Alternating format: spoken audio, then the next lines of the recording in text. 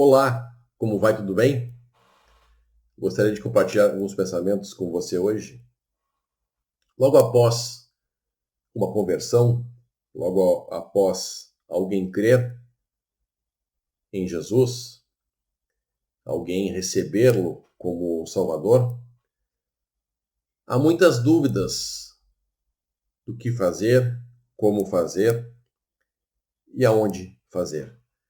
Gostaria de convidá-los para lermos alguns versículos. Primeiramente, podemos ler Mateus, capítulo 11, do versículo 28 ao 30. O Senhor diz assim: Vinde a mim, todos os que estáis cansados e oprimidos, e eu vos aliviarei.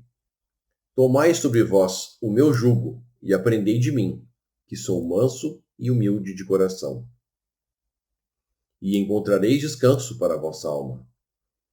Porque o meu jugo é suave e o meu fardo é leve. O Senhor, nessa porção de Mateus, chamando pessoas cansadas e oprimidas. Você está se sentindo cansado ou oprimido? Essa mensagem é para você. Vinde a mim, diz o Senhor.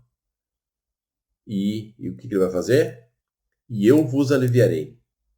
Tomai sobre vós o meu jugo e aprendei de mim, que sou manso e humilde de coração, e encontrareis descanso para a vossa alma. Esse chamado que o nosso Senhor Jesus faz aqui, ir a Ele, os cansados e os oprimidos. O Senhor vai nos aliviar. Em que sentido o Senhor vai nos aliviar? Cada um de nós, antes de crermos, nós estávamos com um fardo muito pesado nas costas. Esse fardo era constituído pelos nossos pecados, as nossas transgressões.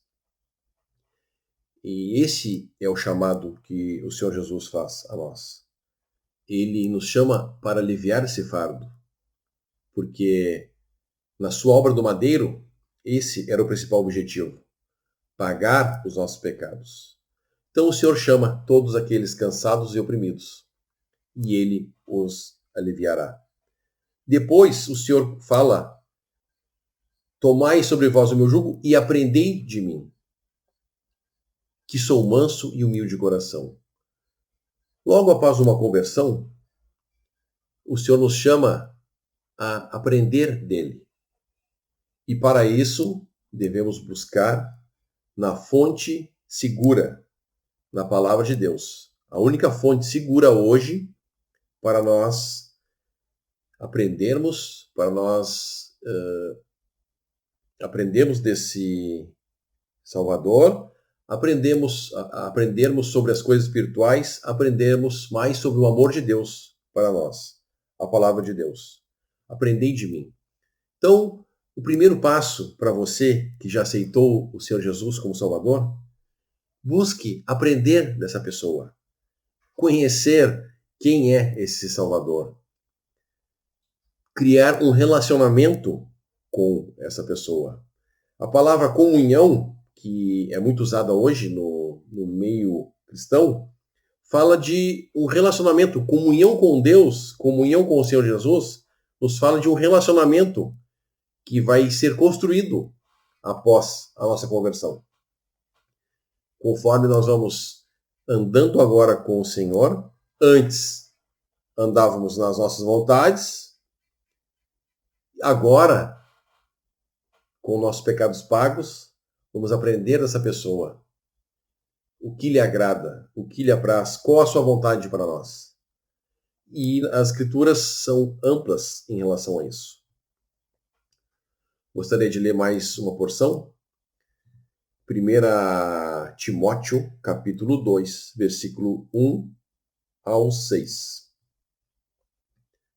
O apóstolo Paulo escreve assim: Admoesto-te, pois, antes de tudo, que se façam deprecações, orações, intercessões e ações de graças por todos os homens, pelos reis e por todos que estão em eminência, para que tenhamos uma vida quieta e sossegada, em toda piedade e honestidade. Porque isto é bom e agradável diante de Deus, nosso Salvador, que quer que todos os homens se salvem e venham ao conhecimento da verdade. Porque há um só Deus e um só mediador entre Deus e os homens, Jesus Cristo, homem, o qual se deu a si mesmo em preço de redenção por todos nós, para servir de testemunho a seu tempo. Então, no versículo 4 dessa porção, o apóstolo Paulo menciona assim, se referindo a Deus, que quer que todos os homens se salvem e venham ao conhecimento da verdade. Então, conhecer essa pessoa faz parte dessa segunda etapa agora na vida de alguém que encontrou o Salvador. Conhecer a verdade. E devemos buscar, novamente repetindo, nas Escrituras, na Palavra de Deus, aprendermos desse bem do Senhor. Nos Evangelhos, encontramos o Senhor em seu ministério aqui, enquanto ele veio para o seu povo, o povo israelita. E nós podemos apreciar várias passagens enquanto o Senhor tratou com seus apóstolos, tratou com aleijados, com leprosos, como ele tratou com os fariseus, com os publicanos, com os escribas. Então, aprendemos muito quando podemos nos ocupar nessas passagens dos evangelhos que tratam do nosso Senhor Jesus. Gostaria de ler uma dessas passagens que se encontra no Evangelho de Lucas, capítulo 10, do versículo 38 ao 42. E aconteceu que, indo eles de caminho, entrou numa aldeia, e certa mulher, por nome Marta, o recebeu em sua casa. E tinha esta uma irmã, chamada Maria, a qual, assentando-se também aos pés de Jesus, ouvia a sua palavra. Marta, porém, andava distraída em muitos serviços. E aproximando-se, disse: Senhor, não te importas que minha irmã me deixe servir só? Dize-lhe, pois, que me ajude. E respondendo Jesus, disse-lhe: Marta, Marta, estás ansiosa e afadigada com muitas coisas, mas só uma é necessária. E Maria escolheu a boa parte, a qual não lhe será tirada. É muito comum um novo convertido, uma pessoa que se converteu recentemente, querer trabalhar, fazer obras para Deus, para o nosso Senhor Jesus. É muito louvável isso, mas interessante que nessa passagem que nós acabamos de ler em Lucas, no versículo 39 menciona que, assentando-se também aos pés de Jesus, ouvia a sua palavra. Ouvia a sua palavra. Marta, porém, andava distraída em muitos serviços. E aproximando-se disse: Senhor, não te importas que minha irmã me deixe servir só? Então, esse tempo de estarmos aos pés do nosso Senhor Jesus, ouvindo o que ele tem para nos ensinar, a nos dizer, Maria teve o privilégio de conhecer o Senhor e fazer isso pessoalmente. Hoje, como é feito essa aproximação de Jesus? Já que o nosso Senhor Jesus está à destra de Deus Pai ressuscitado. Como que é feita essa aproximação agora? Da mesma forma, através da palavra de Deus que nos foi revelada. Nós podemos falar com o nosso Senhor em oração, aprender dele da palavra, e ele também nos fala através de sua palavra. Da maneira como ele exercitou os apóstolos, tratou com as pessoas, nós podemos da mesma forma estudar os evangelhos e aprender do Senhor Jesus. Aprender dele. como Maria estava aqui aos seus pés, ouvindo a sua palavra. Então, o ideal para, após a conversão, não pense em querer retribuir. Eu entendo a gratidão que transborda no nosso coração e queremos retribuir. Eu entendo isso. Mas aprenda dessa pessoa. Como o Senhor mencionou na porção que lemos anteriormente, em Mateus capítulo 11, aprendei de mim. Aprendei de mim. É muito precioso nós ouvirmos o que o Senhor nos pede para fazer e seguir o que Ele pede para fazer. Aprender dele. O elogio que o Senhor faz nessa porção de Lucas é muito interessante.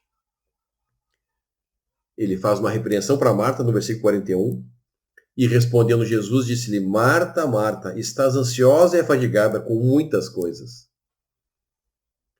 Todos nós temos Marta, muito de Marta e pouco de Maria. Todos nós temos muito de Marta e pouco de Maria. Olha que interessante que o Senhor fala de Maria. Mas uma só é necessária, e Maria escolheu a boa parte, a qual não lhe será tirada. Essa comunhão com o nosso Senhor Jesus, esse relacionamento, não perderemos.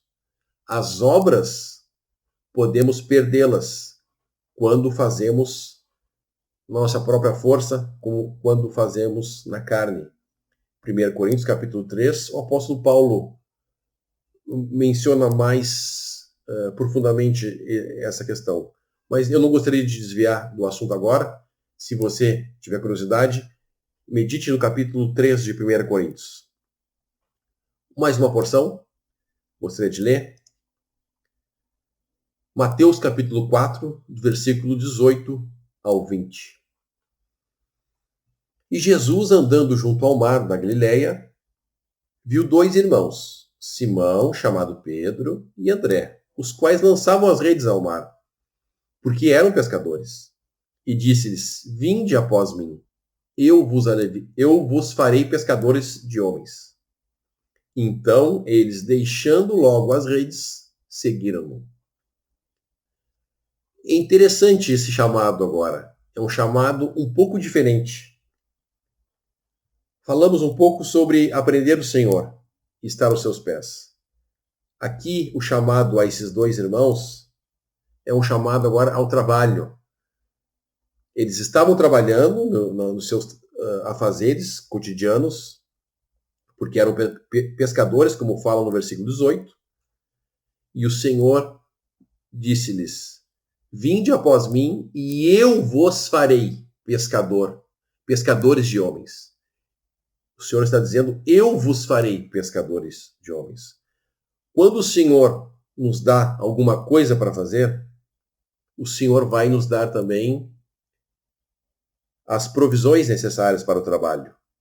O Senhor não nos chama para trabalhar sem fazer a provisão primeiramente. E pensando aqui, esse Pedro e André são chamados a serem pescadores de homens. Como assim, pescadores de homens?